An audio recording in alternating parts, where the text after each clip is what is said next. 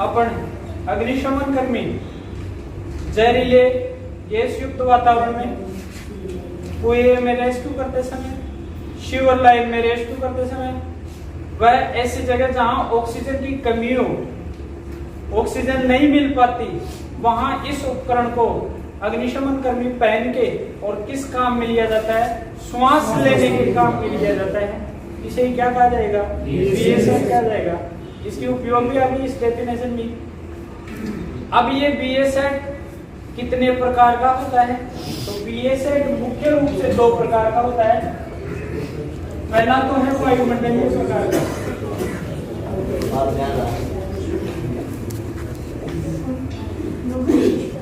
और दूसरा है स्वयं विहित प्रकार का।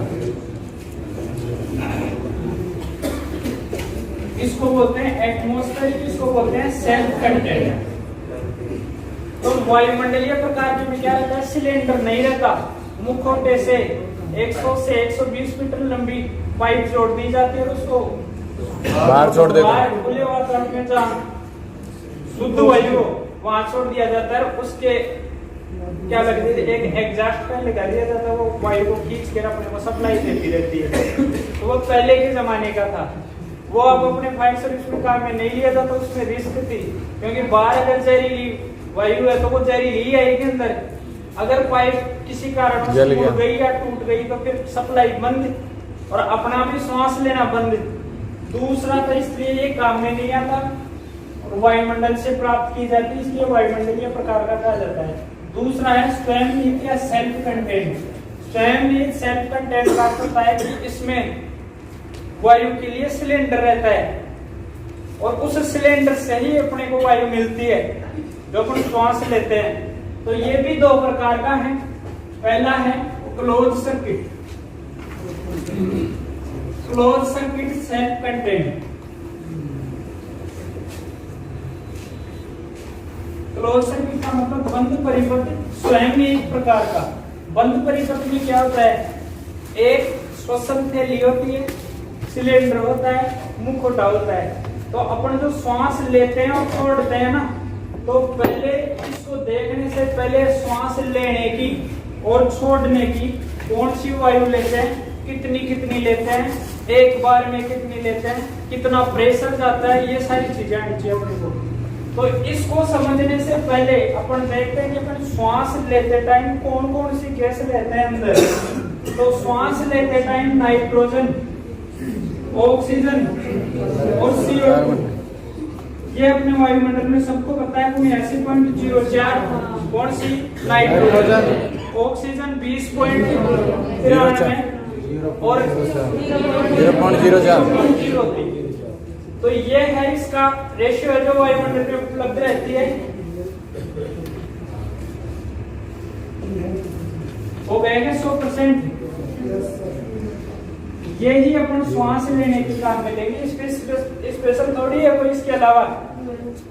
ये श्वास लेने के काम में लेंगे।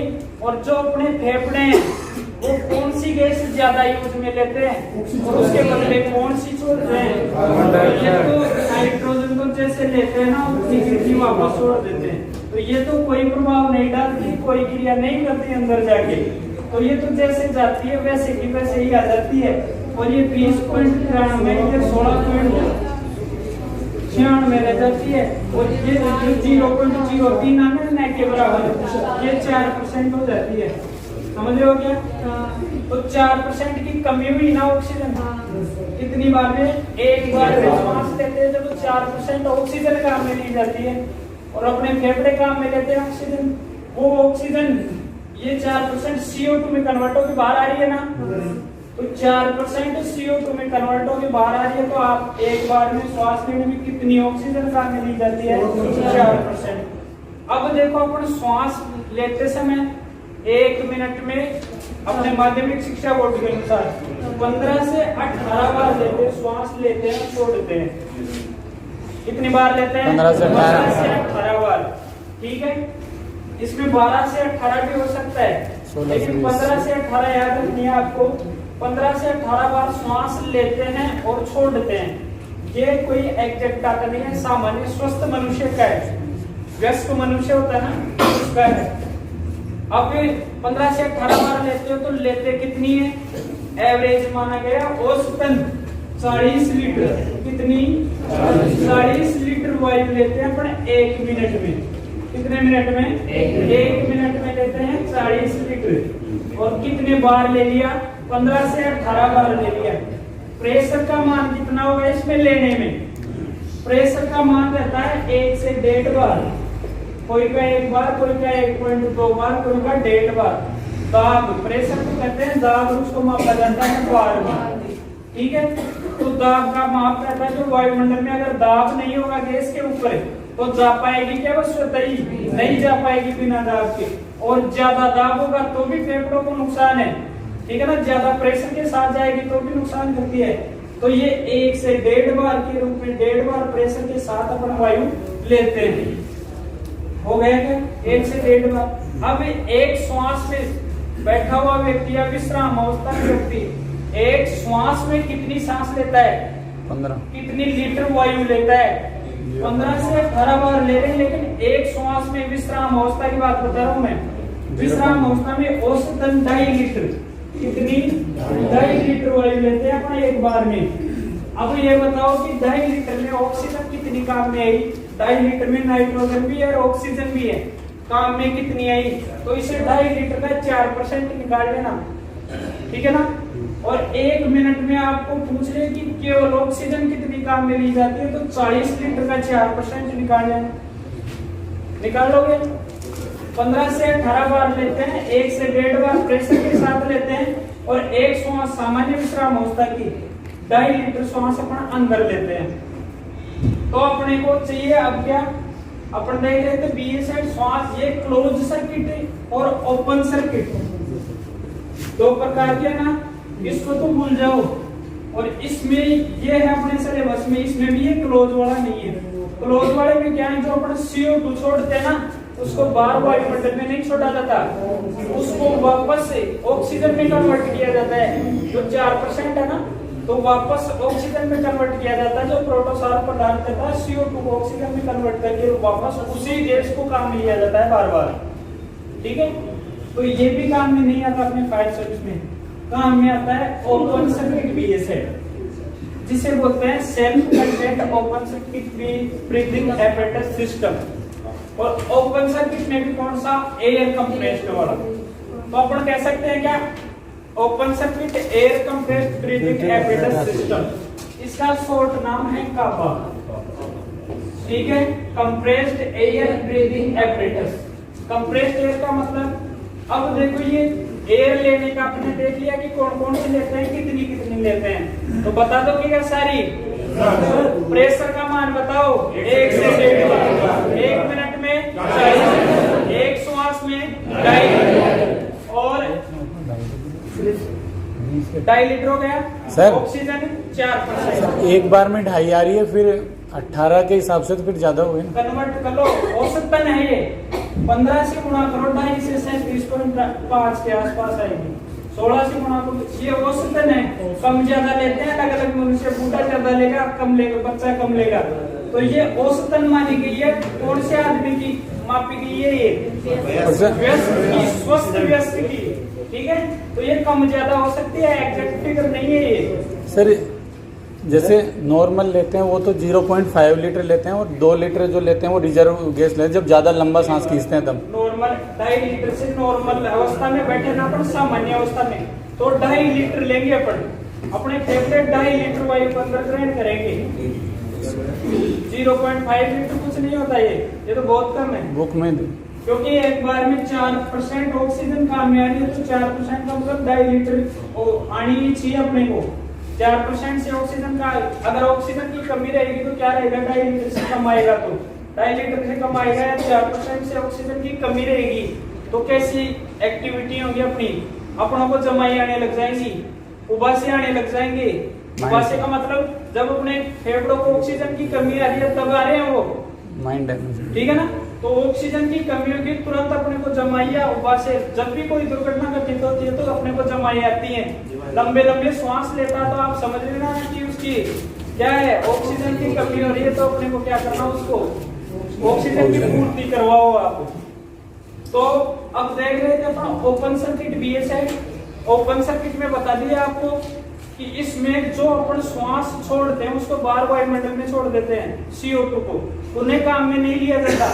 इसमें तो क्लोज था, क्लोज के अंदर बंद के अंदर ही CO2 वापस काम में ली जा रही थी। इसमें CO2 को पुनः वायुमंडल में छोड़ दिया जाता है, केवल ऑक्सीजन एक बार श्वास खींच के छोड़ दिया जाता है। अब इस ओपन सर्किट बीएसएट के कंप्रेस्ड एयर वाले के कितने पार्ट होते हैं मुख्य रूप से? इसके मुख्य रूप से 3 पार्ट होंगे। कितने पार्ट? 3 पार्ट। और 3 पार्टों में कौन कौन से पार्ट होंगे? पहला है एयर सिलेंडर, ठीक है। एयर सिलेंडर से पहले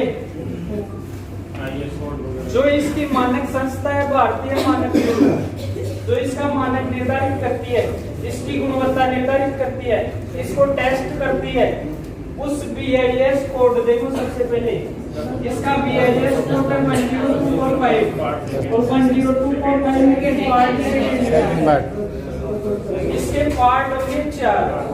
इस पार्ट फर्स्ट में तो आता है एक क्लोज सर्किट पार्ट जो अपने सिलेबस में है नहीं।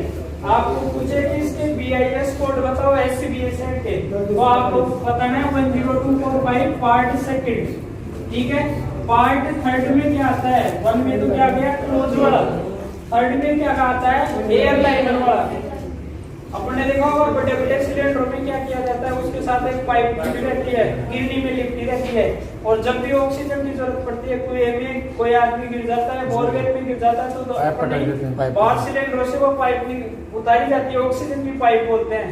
वो सामान्य वायु की पाइप रहती है, उसको जो भी अंदर का सब उसको ऑक्सीजन मिलता रहता है उसके माध्यम से, तो वो कौन सा है? एयरलाइनर।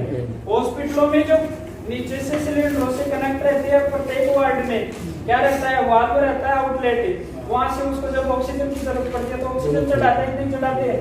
कौन सी है? एयरलाइनर। वो 10245 पार्ट थर्ड है। और फोर्थ में आता है एस्केप बीएसएट। कई बीएसएट होते हैं, उनको कुछ देर के लिए ही चाहिए अपने को, 10-5 मिनट के लिए, कि अपने को जाके ही आना है तुरंत, तो मुखटे में ही रहती है उतनी ऑक्सीजन उनके। तो वो जो एस्केप बीएसएट वो मैक्सिमम 10 मिनट तक काम कर सकते हैं, ठीक है। वो क्षणिक समय के लिए चाहिए अपने को, थोड़े समय के लिए, तो वो पार्ट 4 में आएंगे। अपने को याद रखना है part 2 SCBS open circuit air compressed वाला है। अब इसके बाद देखो भाग देख रहे थे अपन 3। सर जी हाँ, जो अंतरिक्ष में जाते हैं ना साइंस पीस लेके, तो ये पीछे लेके साथ में कौन सा? ये दो सेकंड इसके साथ ये तो ले ही जाते हैं, इसके साथ एयरलाइनर वाले और लेके जाते हैं। जब जो आपकी है ना कौन सा जो वार्निंग मिसल है, उसके पास एक आउटलेट रहता है, एडाप्टर बोलते हैं उसे। जब उसमें सिलेंडर में वायु खत्म हो जाती है तो उसका कनेक्शन वहां से कर दिया जाता है, तो वहां से सप्लाई मिलती रहती है उसको, तो बड़े सिलेंडरों में भर के और वो साथ लेके जाया जाता है, वो तो है ना। अब देखो ये तो 30 मैक्सिमम 45 मिनट तक ही तो काम करता है, फिर खाली हो गई, खाली होगा तो वार्निंग भी सिर्फ बजती है, तब उस पाइप को उतारो, एयरलाइनर वाले को काम मिलेंगे फिर, और फिर उससे कनेक्ट कर दो, उससे ज्यादा देर तक काम करें तो उससे उसको वायु मिलती रहेगी, ठीक है। अब देखो अपन एयर सिलेंडर बोलते हैं उसको, क्या बोलते हैं? एयर सिलेंडर का मतलब इसमें वायु भरी है, ऑक्सीजन नहीं भरी है। क्या भरी है? वायु। वायु का मतलब इसमें नाइट्रोजन भी है, ऑक्सीजन भी है। तो एयर सिलेंडर का अपने आकार देखा होगा, ऐसा आकार रहता है, इस प्रकार का रहता है ना। अब ये एयर सिलेंडर बना हुआ किसका होता है?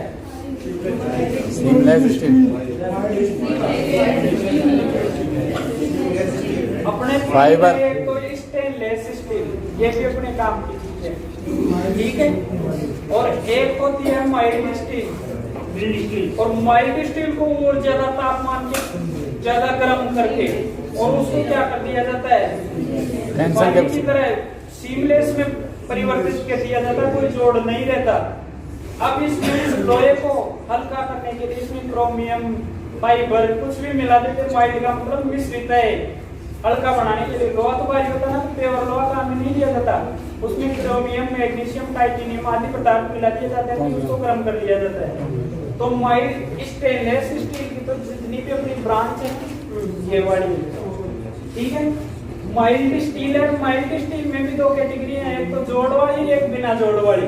जोड़ वाली कम ताप पे गर्म करके तैयार किया जाता है और बिना जोड़ वाली seamless chromium plated mild steel है ना, तो वो क्या है, हल्का बनाने के लिए, लाइट वेट करने के लिए इसको क्या कर दिया जाता है, ये पदार्थ मिला दिया जाते हैं जो फटते भी नहीं है, सीमलेस में कोई जोड़ भी नहीं रहता। इस पदार्थ से क्या बनाया जाता है, ये सिलेंडर बनाया जाता है।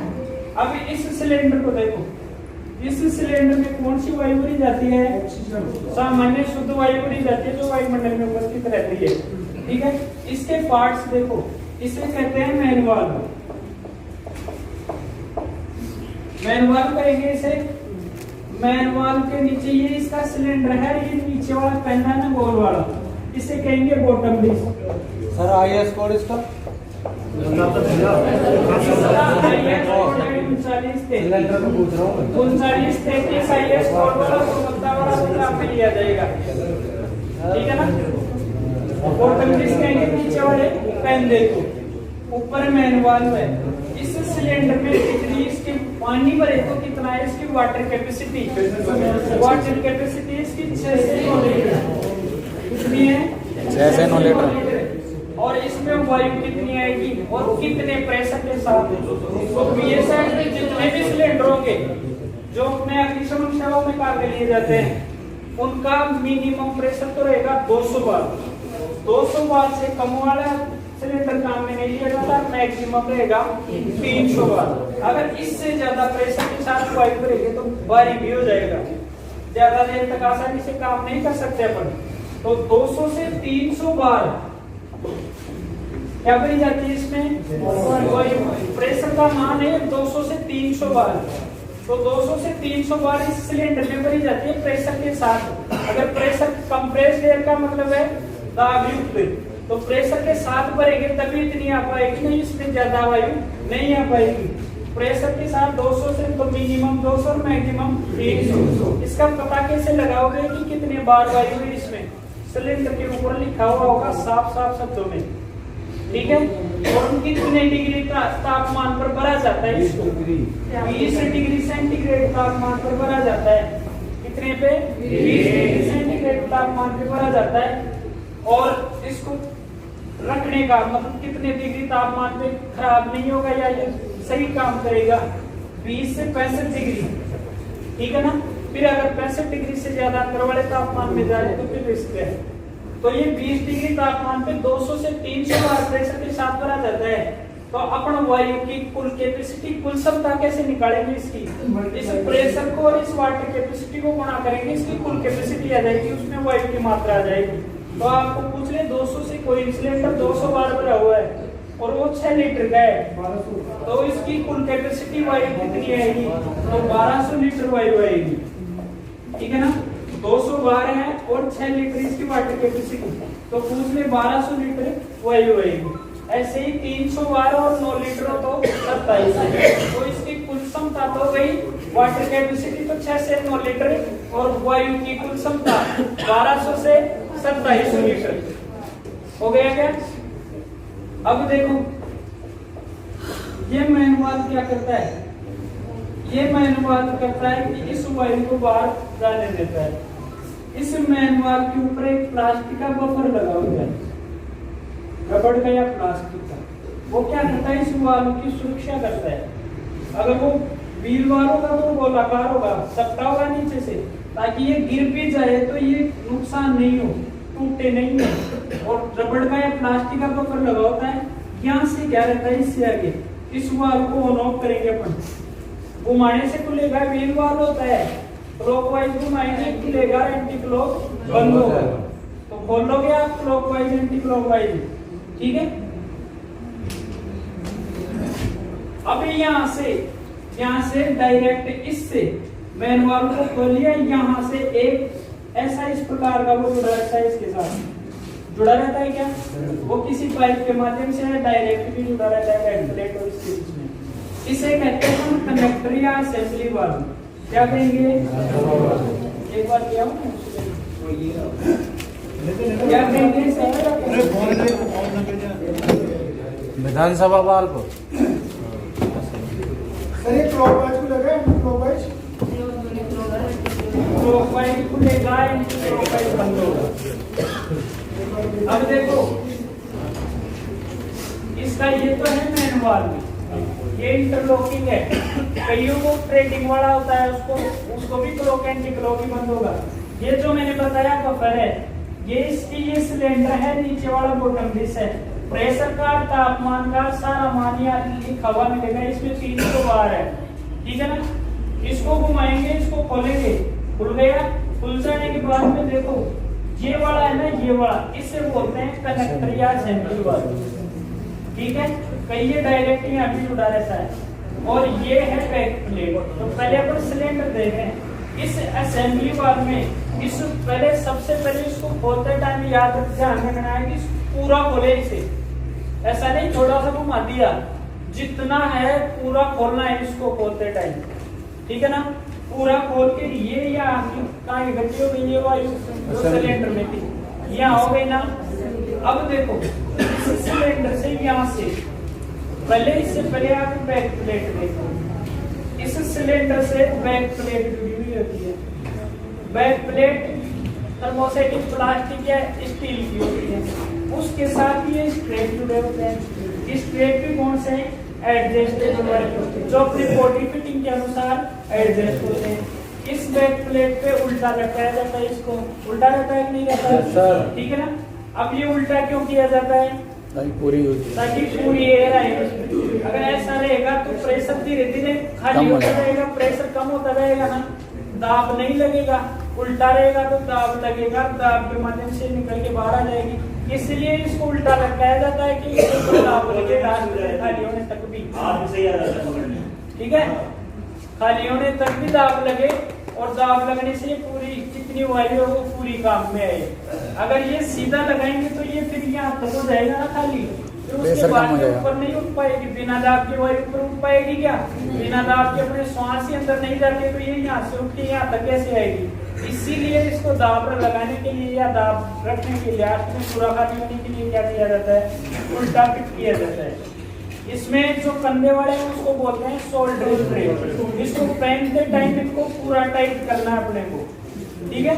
शोल्डर स्ट्रेप में एडजस्टेबल बक्कल है, एडजस्टेबल बक्कल बॉडी फिटिंग के अनुसार एडजस्ट कर लेता है, ठीक है। बक्कल है इसकी स्टेनलेस स्टील की है, चमकड़ी स्टेनलेस स्टील है।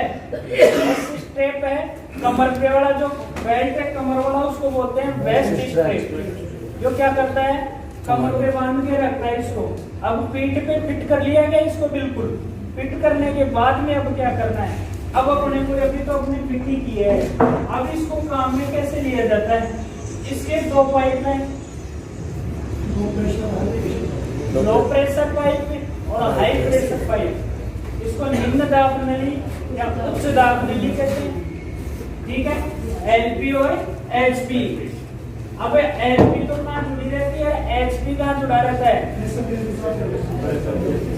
हाई प्रेशर तो गेज के साथ इस असेंबली वाल से दोनों आएंगे, ठीक है। एक हाई प्रेशर, एक लो प्रेशर। हाई प्रेशर में तो जितनी वायु है ना उतनी जाएगी, कहाँ? Pressure gauge. और इसे ही कहते हैं अपन प्रेशर गेज, ठीक है। अब जितनी वायु इसमें भरी रहेगी इसकी सुई बताएगी 300 350। तो इसका यूज मैक्सिमम मैंने बता दिया था 300 बार, लेकिन इसका टेस्ट 350 या 360 बार पे किया जाता है। टेस्ट ज्यादा पे किया जाता है, यूज कम पे किया जाता है। और 300 350 बार हो गया ना टेस्ट, यूज 300 तक लेने, जितनी वायु है उतना बताता जाएगा। और 10 मिनट पहले जो ये रेड में है ना, 10 मिनट 50 बार से या 60 बार से, कोई अभी 70 बार से भी आता है। इससे कम जैसे ही वायु का प्रेशर होता जाएगा, वार्निंग व्हिसिल बजना स्टार्ट कर देगी। इसे कहते हैं वार्निंग व्हिसिल। और जो मैंने बताया ना वो कनेक्टर एडाप्टर का काम करता है, जब वायु समाप्त होती है इसी के साथ एक वायु आकार का एडाप्टर लगा होता है। जब इसमें वायु खत्म हो जाती है तब एयर लाइनर को इसमें कनेक्ट कर दिया जाता है और फिर यहाँ से सप्लाई मिलती जाती है उसको। वो जाके कहाँ फिर इसमें क्या कर लेता है, उपयोग करता है, इस वाल्व को तो बंद कर लेता है और वो यहाँ इकट्ठी होती है, यहाँ से फिर इस असेंबली से उसको वापस सप्लाई मिलना चालू हो जाती है, खाली हो जाएगी, ठीक है ना। तो ये इसमें नहीं है, ये वार्निंग व्हिसिल है। वार्निंग व्हिसिल बजती है तो इसकी साउंड क्षमता भी होगी कुछ ना कुछ। इसकी 90 डेसिबल या 2000 हर्ट्ज, ठीक है ना। इसकी साउंड क्षमता होती है 10 मिनट पहले ये स्वतः बजने लग जाती है, और ये बजने लग जाए तो तुरंत अपना काम छोड़ के बाहर आ जाना है, ठीक है।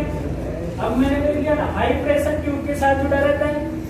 जितना प्रेशर इसमें 200 बार है तो 200 बार बताएगा, 150 है तो 150, 100 है तो 100, 50 है तो 50, और 0 है तो 0 भी बताएगा। ये सुई बताएगी इसकी। दूसरी है लो प्रेशर। अब देखो जो ये है ना, ये वाले, इसमें जितनी प्रेशर के साथ, अब ये लो प्रेशर ट्यूब और ये कनेक्टर बोलते हैं इसको, या असेंबली वाल्व बोलते हैं। इस लो प्रेशर के बीच और कनेक्टर के बीच एक वाल्व लगा दिया जाता है, और उसे बोलते हैं रिड्यूस वाल्व या रिड्यूसर वाल्व। वो रिड्यूसर वाल्व क्या करता है, अभी 200-300 बार तो अपने को तो श्वास लेने लायक प्रेशर चाहिए ना, तो 200-300 बार लेने लायक प्रेशर थोड़ी है। तो इसको अब कम करेंगे अपन। कम करने के लिए ये सिस्टम जोड़े जाते हैं इसमें, एलडीवी वगैरह। तो इसको कम करेंगे तो कितना कम करेंगे, अपने को 1 से 1.5 बार चाहिए ना।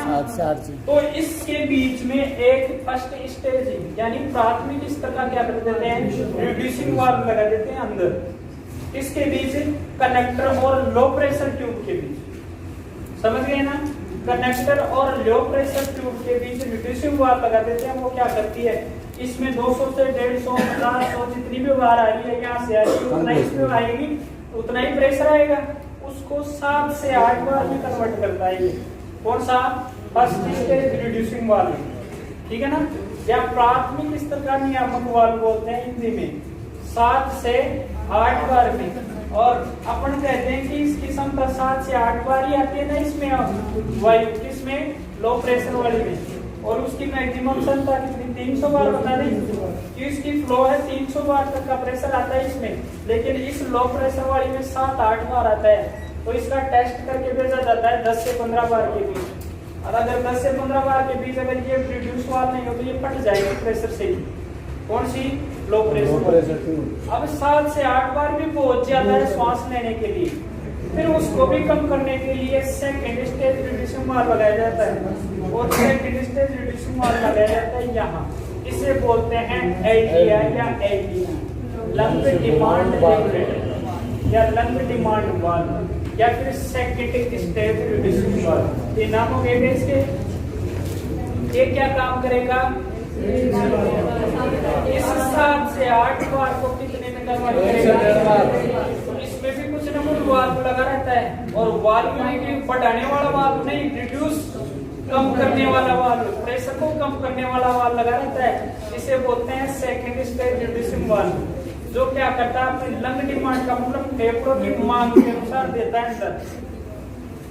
अब फेफड़ों की मांग के अनुसार इसलिए कहते हैं इसको, इसका पूरा नाम देख लो, self content open circuit normal positive type air breathing system.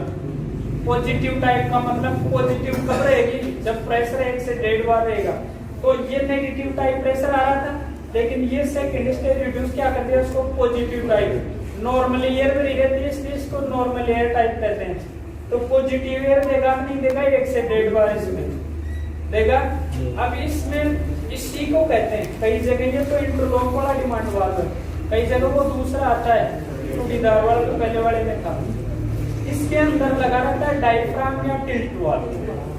जो डायफ्राम या टिल्ट वाल्व क्या रहता है, जो अपन श्वास की इतनी खींचते हैं उतनी ही जाने देता है, ठीक है। 1 से 1.5 बार ही जाने देगा, ज्यादा नहीं जाने देगा, क्योंकि ज्यादा जाने देगा तो नुकसानदायक, और कम जाने देगा तो क्या होगा, अपने को श्वास नहीं मिल पाएगा। तो 1 से 1.5 बार जितनी अपने को आवश्यकता उतनी ही जाने देता है। किसके माध्यम से जाती है, उसे टिल्ट वाल्व या डायफ्राम भी कहते हैं, ठीक है। अब इसको कनेक्ट किया जाता है किसके साथ, मुखौटे के साथ। तो ये हो गया, दोनों पाइप हो गई, बैक प्लेट हो गई, ये हो गया मुखौटा। देखो मुखौटे में क्या है, मुखौटा रबड़ या प्लास्टिक का बना होता है, उसमें स्ट्रेप होती है और कुछ नहीं होता है। मुखौटा था नहीं इसका,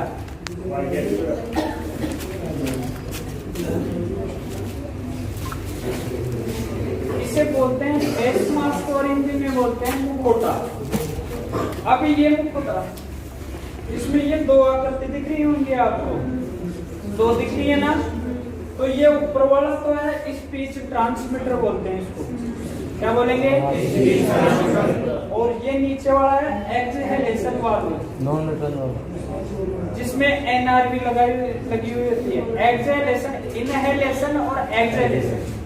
इस ट्यूब को जो लो प्रेशर वाली है ना, इस ट्यूब को बोल सकते हैं अपन इनहेलेशन ट्यूब। इनहेलेशन का मतलब अंदर लेने वाली, श्वास अंदर लेने वाली, इसके माध्यम से ले रहे हैं।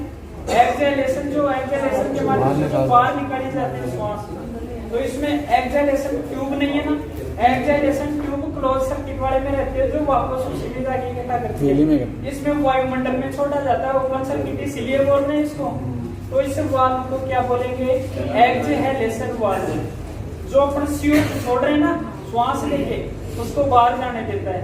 इसमें एनआरवी लगी होती है। एनआरवी का होता है नॉन रिटर्निंग वाल्व या एकल मार्गी वाल्व। एकल मार्गी वाल्व हो गया।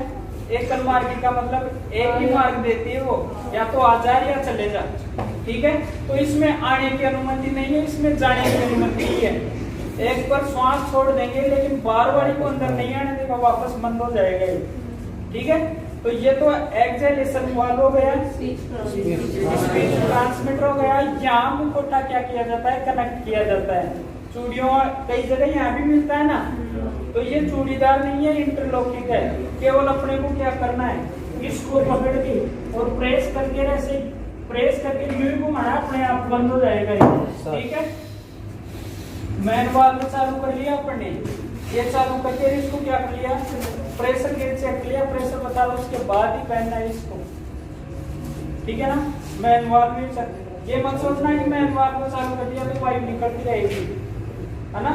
ये जब भी निकलेगी, जब तुम श्वास लेंगे, मुंह से खींचेंगे इसको, तभी निकलेगी, इसके अलावा नहीं निकलेगी, ठीक है। अब देखो, इस शीशे को बोलते हैं विजन वाइजर, जो अग्निरोधी मटेरियल का बना रहता है। आग का इस पे प्रभाव नहीं पड़ता। 180 डिग्री तक, जैसे अपना बिना इस मास्क के 180 डिग्री तक देख सकते हैं ना आंखों से, इस पे भी सेम ऐसे जैसे देख सकते हैं, इसका कोई प्रभाव नहीं पड़ेगा देखने में ना। विजन वाइजर बोलते हैं, इनको बोलते हैं स्ट्रेप्स, हेड स्ट्रेप और ये नेक स्ट्रेप। इन स्ट्रेपों को देखो, ये क्या है, फ्लेक्सिबल है, बढ़ती घटती है क्या। इनकी चौड़ाई देखो, इनकी चौड़ाई रहती है मैक्सिमम 19 mm, इनकी इन स्ट्रेप्स की 19 mm से 15 कम भी हो सकती है। और इनके ये एडजस्टेबल ईंटें भी हैं क्या, बक्कल, जो इंटरलॉक है क्या, खींचते ही ऑटोमेटिक लॉक हो जाते हैं ना, तो ये क्या है, इंटरलॉक एडजस्टेबल बक्कल है, जो अपने क्या, जब इनको फिट नहीं करेंगे तो यहाँ से क्या एयर आएगी, अंदर एयर आएगी तो बाहर जहरीली वातावरण में जाएंगे, फिर एयर इधर से ढीला रहेगा तो आएगी कि नहीं आएगी। तो ये बिल्कुल अपने चेहरे पे फिट हो जाता है ये वाली। अब इसके अंदर एक और आता है इनर फेस मास्क। ये तो टोटल तो क्या है, आउटर, और दूसरा आता है इनर। इनर क्या करता है, मुंह और नाक को ढके रहता है, जो अपन श्वास छोड़ेंगे ना उसको इसके माध्यम से बाहर ही आने देता है, यहाँ पे नहीं रहती है वो वायु, क्योंकि अपन श्वास छोड़ते हैं गर्म होती है, गर्म होती है तो यहाँ जम जाएगी ना, वो क्या दिख पाएगा अपने को, नहीं दिख पाएगा। इसीलिए इसे एक्सहेलेशन, इसका सीधा कनेक्शन इनर का इससे रहता है, एक्सहेलेशन से और स्पीच ट्रांसमीटर से। बोलेंगे तो आवाज इससे आएगी और एक्सहेलेशन बाहर जाने देगा इसको, जो छोड़ रहे हैं उस वायु को अंदर नहीं फैलाएगा। ये कौन सा, इनर फेस मास्क, इसलिए अंदर इनर फेस मास्क का लिया जाता है। इसमें कोई चीज रह गई क्या, जो चीज रह गई वो आप नोट्स में पढ़ लेना, ठीक है सर। हाँ, ये जो आपने पॉजिटिव प्रेशर वाला जो बताया था, वो पॉजिटिव प्रेशर उसकी वजह से थोड़ी ना सर, वो एटमॉस्फेरिक प्रेशर से ऊपर अगर प्रेशर दिया जाएगा तो पॉजिटिव प्रेशर है। पॉजिटिव प्रेशर अगर इसमें से लीकेज हवा कर रही है और अंदर से हवा जा रही है तो फिर वो नेगेटिव प्रेशर हो जाएगा। तो इसलिए अपना पॉजिटिव प्रेशर वाला मास्क, पॉजिटिव प्रेशर क्यों कहा जाता है उसको, एटमॉस्फेरिक प्रेशर से ऊपर जो हवा दी जाती है इसकी, ऊपर से ऊपर ज्यादा प्रेशर है तो वो नेगेटिव हो गया, वो पॉजिटिव अपने लायक ही रहेगा, धनात्मक। पॉजिटिव का मतलब होता है कि पॉजिटिव काम करता है वो, अगर पॉजिटिव ऊपर है तो नेगेटिव काम करेगा, है ना। तो इस BSF में इससे बाहर मेरे को लगता नहीं है कुछ पूछेगा, और पूछेगा तो आप इसके अंदाज से दे पाओगे। जो चीज रह गई वो आपको इनमें मिल जाएंगी, थोड़ी बहुत इनमें मिल जाएंगी आपको। इसकी कुल कैपेसिटी कैसे निकाला जाता है आपको समझ में आ गई? आप कितनी देर तक काम करेगा? आपको पूछ ले कि इसमें 300 बार प्रेशर है, कितने बार? 300 बार है। और इसकी कैपेसिटी देख लेना, इसके ऊपर वाटर कैपेसिटी भी है, प्रेशर का मान भी लिखा हुआ। दोनों को गुणा करके 40 का भाग दे देना, कितनी देर तक काम करेगा ये। और वार्निंग में सिर्फ अगर है कि 10 मिनट उसमें फुल टाइम आए ना, उसमें 10 मिनट टाइम निकाल देना तो आ जाएगा सेफ वर्किंग ड्यूरेशन। जितनी देर तक अपन सेफ कार्य कर सकते हैं वो सेफ वर्किंग ड्यूरेशन होता है। तो सेफ वर्किंग ड्यूरेशन तो होगा 10 मिनट तक वार्निंग सिर्फ वाला, और टोटल वर्किंग ड्यूरेशन कंप्लीट आ जाएगा। आपको जितना है निकाल दोगे। तो आपको सूत्र याद रखना है, प्रेशर को कुल कैपेसिटी 40 का भाग दे देना, टोटल ड्यूरेशन आ जाएगा। 10 मिनट निकाल कर सेफ वर्किंग ड्यूरेशन आ जाएगा। तो आप हाँ जी बताओ, ठीक है? यस सर बोल रहा। अब देखो हार्नेस दूसरा बता दे क्या हार्नेस? हाँ जी सर। हार्नेस क्या होता है? हार्नेस एक अपने शरीर की सुरक्षात्मक कवच होता है जो अपने को ऊंचाई से गिरने से रोक लेता है, वही है ना। तो इसे कहते हैं जो आधी बॉडी पे लगाया जाता है वो हाफ बॉडी, और जो पूरी बॉडी पे लगाया जाता है वो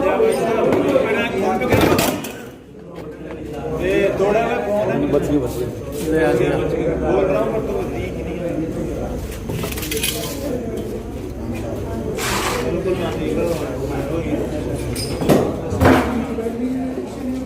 ये सेट में 6 नंबर में एक भी नंबर नहीं कटना चाहिए आपका। बिल्कुल नहीं फिर भी आपको डाउट लगे तो और पूछ लेना, और मिल जाएगा आपको डाटा, लेकिन नंबर नहीं काटने अपने। और ये लास्ट तक काम में आएगा आपके। जब एएफओ का इनका एग्जाम दोगे ना आप आगे जाके, एएफओ आपको जो भी है, चाहे आप एनएफएससी से जो प्री टेस्ट होता है एनएफएससी में एडमिशन के लिए, उसमें कहीं भी काम में आएगी। ये बहुत काम में आने वाली चीज है, उनको सेफ रखना। कोई चीज कहीं न कहीं काम में आती है। हो सकता है आपके प्रैक्टिकल में काम में नहीं आए या पूछे नहीं, लेकिन ये आगे हमेशा काम आएगी आपके। अपन देख रहे थे हार्नेस। हार्नेस हाफ या फुल बॉडी हार्नेस है, 45 सेकंड में पहनना अपने को। लेकिन पहनने के साथ साथ इसके पहनने का तरीका और इसके यूज कहाँ काम में लिया जाता है। तो देखो हार्नेस, इसके पहले सबसे पहले देखो आईएस कोड 3521 ये सेट के 10 वाट सेट 35 ठीक है। अब देखो इस 3521 इसके पहले सबसे पहले क्या देखी अपन ने? आईएस कोड देखी। और ये कौन सी पीपी, तो इसकी कैटेगरी हो गई। इसकी सब कैटेगरी है PFAS, personal fire arresting system. जो अपने को गिरने से जो भी उपकरण बचाएंगे ना, उनका सबका आईएस कोड तो होगा 3521। और कौन सी सब कैटेगरी में आएंगे? और जो BSAT है वो कौन सी सब कैटेगरी में है? ब्रीथिंग एपेंडिक्स, श्वसन वाली में है। श्वसन वाली में चारों प्रकार की ब्रीथिंग एपेंडिक्स आ जाएंगे, ठीक है। तो वो तो है ब्रीथिंग एपेंडिक्स वाला सब कैटेगरी। इसकी सब कैटेगरी कौन सी? PFAS वाली। आईएस कोड कितने? 10-245 3521। अब देखो सबसे पहले अपने को क्या करना है, इसके पार्ट्स के नाम देखने हैं। पार्ट्स के नाम देखने हैं। पार्ट्स पे देखने से पहले इसके प्रकार की देखो, ये 5 प्रकार का होता है। क्या? भारतीय मानक ब्यूरो के अनुसार। इससे ऑथेंटिक डाटा नहीं है आपको। जो फिगर देगा वो भी आप कोर्ट में भी क्या कर सकते हो, उसको चैलेंज कर सकते हो, कोई गलत नहीं कर सकता, है ना। पूरे कॉन्फिडेंस के साथ देना। आप पेपर भी बनेगा तो वहीं से बनेगा, वो का वो डाटा ही माना जाएगा, चाहे कितनी बुक से आप उसे लगा लेना, नहीं मान्य होगा। अब विवाद हुआ था ना, सेम वहीं से BIS ने मावली से बना था, BIS से ही पेपर बना था, वहीं का डाटा माना गया था और ऑथेंटिक। तो जो आपको डाटा बताया गया उसी को याद रखना है, और वो वहीं से लिया गया है, ठीक है ना। 3521 हो गया। इसे बोलते हैं स्नैप हुक, और स्नैप हुक कहेंगे स्प्रिंग लोडेड। स्प्रिंग लोडेड का मतलब स्प्रिंग होती है तब ये ऑटोमेटिक बंद होते हैं। तो इंटरलॉक बोल सकते हैं क्या इसको? इंटरलॉक स्नैप हुक बोलेंगे इसको। इस इंटरलॉक स्नैप हुक को कहाँ टांगा जाएगा? लाइफ लाइन में। लाइफ लाइन कहीं ना कहीं तो टांगे है ना, तो जहाँ टांगेंगे उसको लाइफ लाइन या फिर दूसरी सेफ्टी लाइन या फिर सेफ्टी हुक, कुछ भी बोलते हैं, जहाँ इसको टांगेंगे वो क्या रहेगा? लाइफ लाइन, सेफ्टी लाइन या सेफ्टी हुक बोलेंगे उसको। सेफ्टी का मतलब वो सुरक्षित है, सुरक्षित का मतलब 1000 वेट सहन करने की क्षमता होनी चाहिए उसकी। इससे कमजोर लगाएंगे तो वो खुद ही उखड़ के आ जाएगा या लाइफ लाइन खुद ही टूट जाएगी। तो सुरक्षित का मतलब सेफ्टी, इसीलिए वो बोला जाता है कि उसकी कम से कम वेट कैपेसिटी, वजन सहन करने की कैपेसिटी 1000 kg होनी चाहिए। किसकी? लाइफ लाइन की। उस लाइफ लाइन को इस जो इंटरलॉक स्नैप हुक है ना, spring loaded interlock snap hook पूरा नाम, इनको उसमें टांगा जाता है। टांगते ही ये ऑटोमेटिक लॉक हो जाते हैं, नहीं हो जाते हैं? इनको खोला कैसे जाता है? अंगूठा पीछे लगाना, दोनों उंगलियां नीचे लगाना, नीचे नीचे। अगर यहाँ भी लगाओगे तो भी ये दबेगा नहीं है कम, अगर नीचे ही नीचे लगाओगे तो ही दबेगा। और आप पहनते टाइम भी अगर ऊपर से यहाँ से दबा रहे हो तो बंद नहीं होगा ये। बंद, ये तो क्या है, इसकी खराब हो गई, स्प्रिंग निकल गई इसलिए बंद हो, देखो रुक गए हैं। इंटरलॉक नहीं गया ना अभी, तो यहाँ से दबाएंगे बिल्कुल बंद नहीं होगा। फिर आप क्या करोगे? दोबारा नीचे से दबाओगे, 2 सेकंड एक्स्ट्रा लगेंगे। तो आपको पहले ही याद रख लेना है कि अपने को नीचे ही नीचे से दबाना है इसको, इससे ऊपर नहीं दबाना है ना। उसमें टांग दिया, उसकी कैपेसिटी 1000 kg, इसकी कैपेसिटी 200 kg वेट सहन करने की। किसके बने होते हैं? मेटल के, ठीक है ना। इनका वजन रहता है 400 से 800 ग्राम। सिंगल रहेगा तो 400 ग्राम, जब डबल रहेगा तो 800 ग्राम, ठीक है। अब देखो इसके नीचे जो रस्सी है ना, रस्सी, इस रस्सी को बोला जाता है लेनियार्ड। एक रस्सी हो तो सिंगल लेनियार्ड, 2 रस्सी हो तो डबल लेनियार्ड। अब देखो सिंगल लेनियार्ड और डबल लेनियार्ड बोलते हैं। इस लेनियार्ड की लंबाई 1.8 मीटर, 1.8 से 2.30 मीटर है ना। इसकी लंबाई कम ज्यादा कर सकते हैं अपन, ठीक है। अब ये जो 5 प्रकार के देखेंगे उसमें देखेंगे इनकी लंबाई कम ज्यादा कैसे कैसे होगी, ठीक है। इसको बोलते हैं सिंगल लेनियार्ड। ये डबल है तो क्या हो गई? डबल लेनियार्ड हो गई।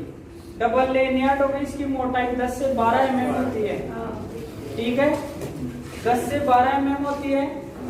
और इसकी लंबाई 1.8 मीटर, मैक्सिमम 2.30 मीटर। अब इस लेनियार्ड से नीचे है ये डी-रिंग, डोर्सल रिंग बोलते हैं हमको। ये डी-रिंग और ये है स्नैप हुक। तो स्नैप हुक और डी-रिंग के बीच में जो रस्सी बंधी हुई उसे ही लेनियार्ड। इसकी कैपेसिटी भी 200 kg, इस डी-रिंग की भी 200 kg। तो इन तीनों की तो 200 kg हो गई उसकी 1000 kg। अब इस स्ट्रेप की कैपेसिटी भी 200 kg। इनको बोलते हैं वेबिंग। क्या बोलेंगे? वेबिंग। इनकी चौड़ाई रहती है 40 से 45 mm चौड़ाई, ठीक है। अब देखो वेबिंग है, ये है इसकी एडजस्टेबल प्लेट। अब इस डी-रिंग से इनके प्रकार अलग अलग होंगे, ठीक है। कोई ए प्रकार का, कोई डी प्रकार का, कोई ई प्रकार का, कोई एल प्रकार का, कोई पी प्रकार का, ठीक है। कैसे कैसे रहेंगे? इन डी-रिंगों की संख्या बढ़ती जाएगी, इसके प्रकार अलग अलग दे दिए गए उनको। तो डी-रिंग इनको बोलते हैं वेबिंग। अब पूरी को सम्मिलित रूप से तो बोल दिया इसको वेबिंग, ठीक है। अब इसके अलग अलग देखेंगे, इसको स्ट्रेप या हार्नेस या बेल्ट। यह है शोल्डर हार्नेस, दोनों वाले कंधे पे लगाए जा रहे हैं, शोल्डर हार्नेस। चेस्ट पे लगाए जा रहे हैं, चेस्ट हार्नेस या चेस्ट स्ट्रेप। लेग पे आ रहे हैं वो, और लेग से नीचे एक स्ट्रेप और है बैठने वाला, ये वाला स्ट्रेप, इसे बोलते हैं सीट स्ट्रेप। इस पे ही तो वेट रहता है अपना, इसे बोलते हैं सीट स्ट्रेप। ये है एडजस्टेबल बकल, ठीक है। एडजस्टेबल बकल भी कितने प्रकार के हैं? 2 प्रकार के हैं। अब देखो इसमें भी मेल फीमेल होंगे क्या? मेल फीमेल कपलिंग है, तो इसमें मेल कौन सा और फीमेल कौन सा है बताना। मेल को अंदर जा जाता है, फीमेल अंदर होता है। तो ये मेल इसके अंदर जा रहा है, तो ये तो मेल है, ये वाला कौन सा है? तो ये मेल एडजस्टेबल बर्तन है, ये फीमेल एडजस्टेबल बर्तन है। हो गएगा ये बॉडी फिटिंग के अनुसार एडजस्ट हो जाती है, इसलिए कहते हैं एडजस्टेबल बर्तन। वेट कैपेसिटी इसकी टोटल की 200। अब इसकी यूजर कैपेसिटी उपयोगकर्ता की कैपेसिटी चढ़नी हो चाहिए कितना? भारतीय मानक ब्यूरो के अनुसार तो है 62 से 100 केजी और एनएफपीए के अनुसार है 58.5 से 140। ठीक है, ये हो गया। अब देखो इसके पार्ट्स देख लो, क्या देखो पार्ट्स, ये मुख्य रूप से भारतीय मानक ब्यूरो के अनुसार 5 प्रकार का होता है। कितने प्रकार का? 5 प्रकार का होता है। सबसे पहला है ए श्रेणी, जो सर्वाधिक काम में लिया जाता है। कौन सा? सर्वाधिक काम में लिया जाने वाला है ए श्रेणी का हार्नेस, और ए श्रेणी को बोलते हैं फॉल अरेस्ट। कौन सा? फॉल अरेस्ट, ए क्लास हार्नेस, जो क्या करता है, अपने को ऊंचाई से गिरने से रोकता है। इसमें डी-रिंग की संख्या केवल 1 रहेगी, और कौन से? पीछे वाले शोल्डर स्ट्रेप पे लगी रहेगी ये डी-रिंग। तो आपको एक क्लास हार्नेस में डी-रिंग कितनी रहेगी?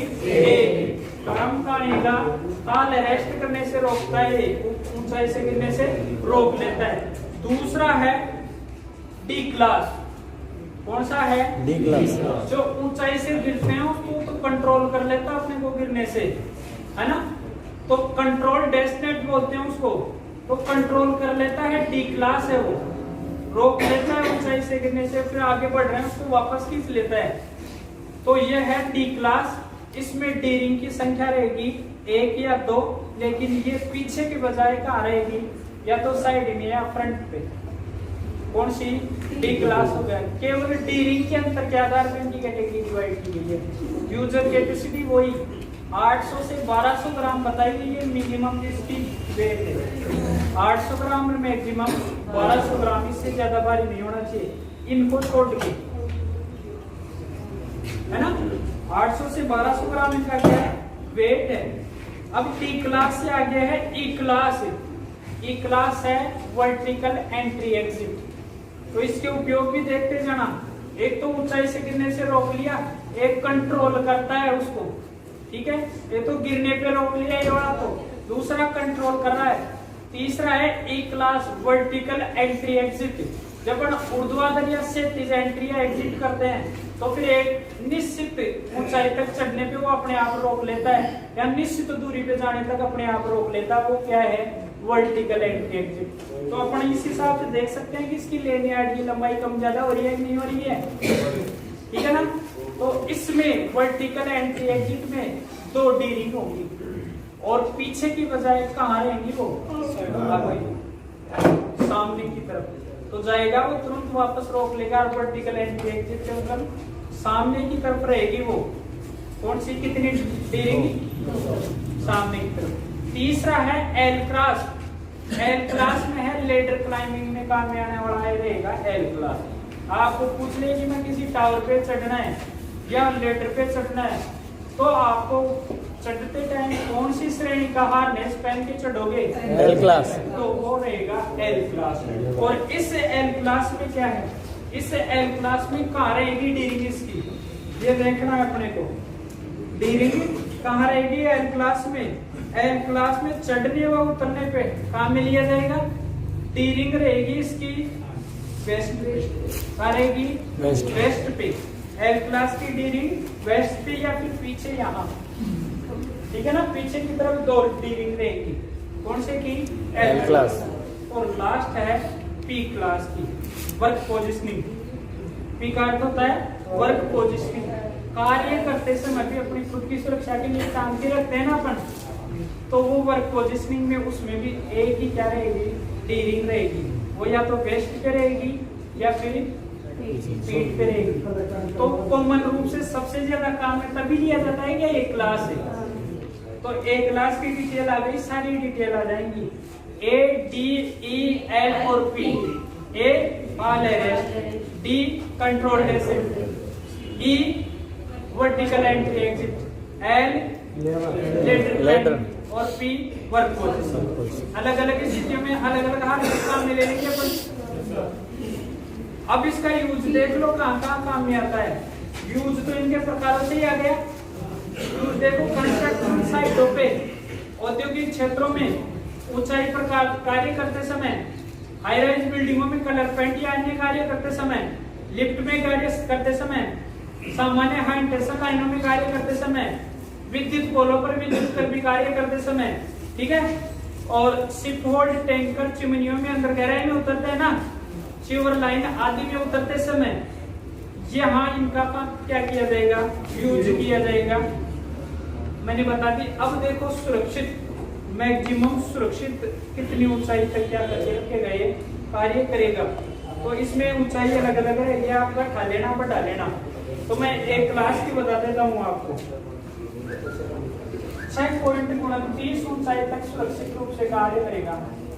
6.29 मीटर की ऊंचाई तक की सुरक्षित कार्य करेगा। कौन सा? एक क्लास। 6.29 कैसे मानी गई है इसकी देखें। सबसे पहले अपन ने देखी थी लेनियार्ड की 1.8 मीटर लंबाई है। क्या ये 1.8 मीटर लेनियार्ड की लंबाई साउंड तो ठीक नहीं होगी। लेनियार्ड्स के बीच में लगाए जाते हैं शॉक एब्जॉर्बर। इसमें शॉक एब्जॉर्बर नहीं रहते, उसमें स्प्रिंग लगी होती है। या फिर ये रस्सी है ना, ये भी बढ़ने वाली रस्सी लगी होती है। जो कंट्रोल वाली है ना, वो बढ़ जाती है और घट जाती है, एक लिमिट रहती है। तो वो कितनी लिमिट तक खुलती है? 1.75 मीटर तक वो खुलेगी। कौन सी? और इसमें 1.8 मीटर अपनी खुद की लंबाई भी तो काम में आएगी। खुद की लंबाई कहाँ से कहाँ तक की काउंट की जाती है?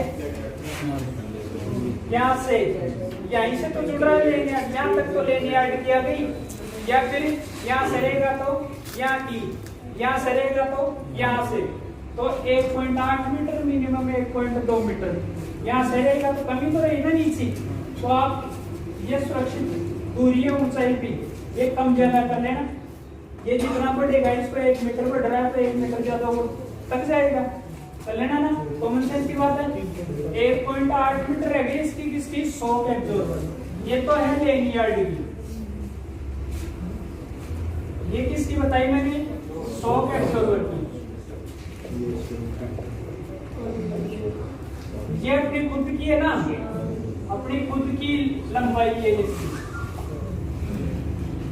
इसके आगे देखो क्या रहे। अब अपन जमीन से भी थोड़ा बहुत ऊपर रहेंगे ना। जमीन पे रहेंगे तो ये कोई काम का है क्या? नहीं है। तो जमीन पे भी कम से कम 1 मीटर, कितना मीटर? 1 मीटर। इसको जोड़ लो कंप्लीट 6.29, ठीक है ना। 6.25, 27, 29 आएगा। तो ये सुरक्षित रूप से, अगर इससे ज्यादा ऊंची रहेगी तो क्या झूलेगा? क्यों झूलेगा? ज्यादा ऊंचाई पे लगेगी कि नहीं लगेगी? इससे कम रहा तो वो सीधा जमीन पे आके गिरेगा। तो ये सुरक्षित ऊंचाई है इसकी। अब इसमें जिसमें शॉक एब्जॉर्बर का नहीं हो तो ये कम कर लेना। जिसमें इसकी खिंचा होगी सबका कम हो रही है, कम खिंच रहा है, ये कम कर लेना। यह नीचे लगा रहता है, इसको 1.2 कर लेना। तो मैक्सिमम कितनी बता दी मैंने? 6.2। मिनिमम हो गया क्या? हाँ, किसी को कोई दिक्कत नहीं आनी चाहिए। तैयारी की? अब बताओ आपके गया फायर शो आज ही बता दे।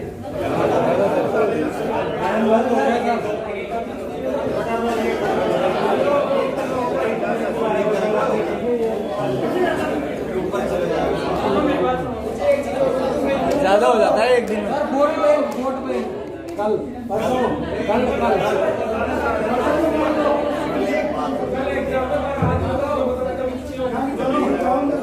मेरी बात पढ़ लेना, उनको याद नहीं रखना, पढ़ के आएंगे अपने आप समझ में आ जाएगी। ऐसे सरल लैंग्वेज में लिखे गए। सर ये बता दो।